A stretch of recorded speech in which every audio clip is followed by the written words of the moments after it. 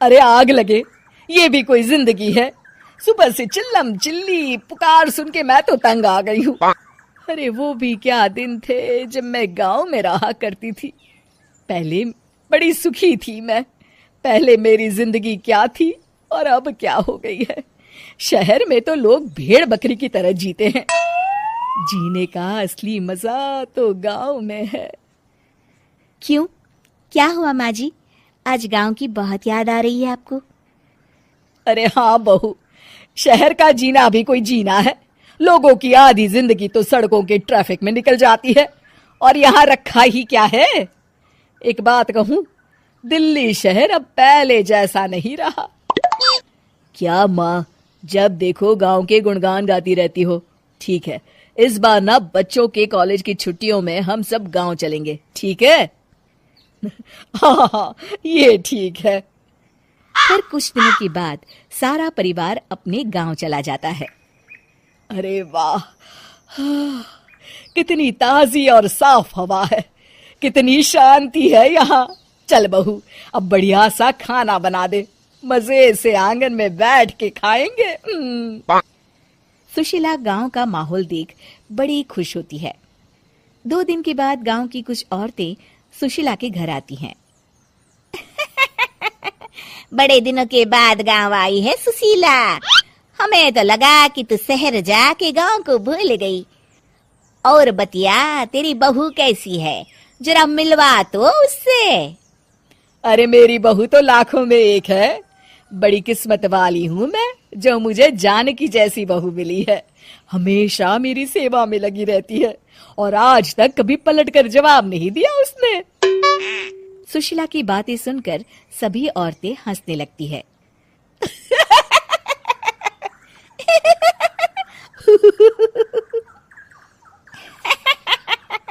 अरे कुछ भी बोले जा रही है।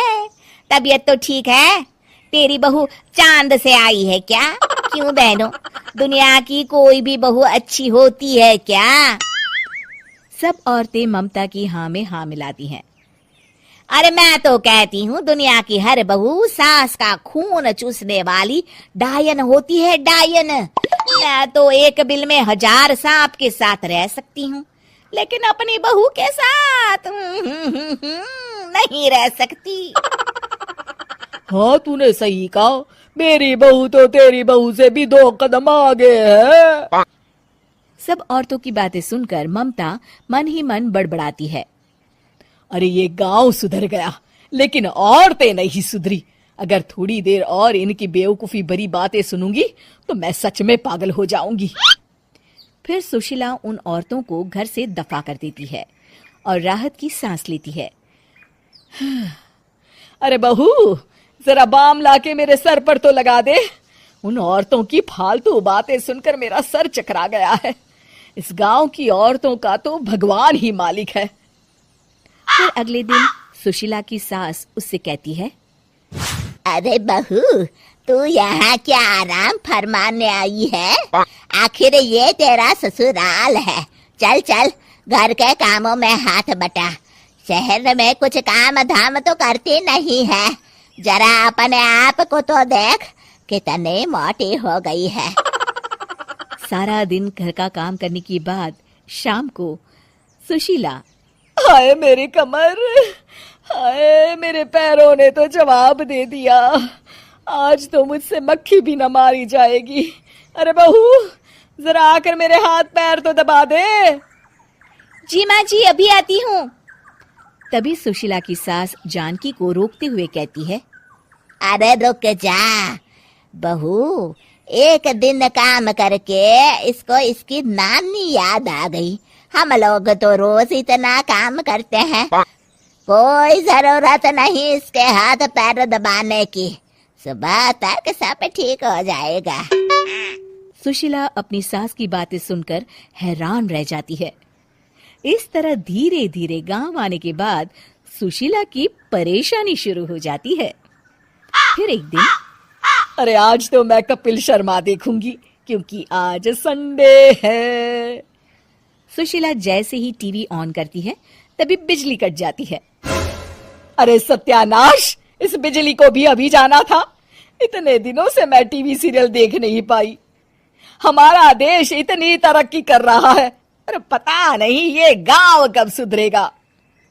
अरे अब तो 2 दिनों के लिए बिजली को भूल जा, ये तो यहाँ रोज की बात है। अब इस अंधेरे में रहने की आदत डाल ले। हाँ हे भगवान, अब क्या होगा? ऊपर से इन मच्छरों ने जीना हराम कर रखा है। दूसरी तरफ घर के काम कर करके और बिना किसी सुविधा के सुशीला तंग आ जाती है और उसे शहरी जीवन याद आने लगता है। क्यों माँ, मजा आ रहा है ना?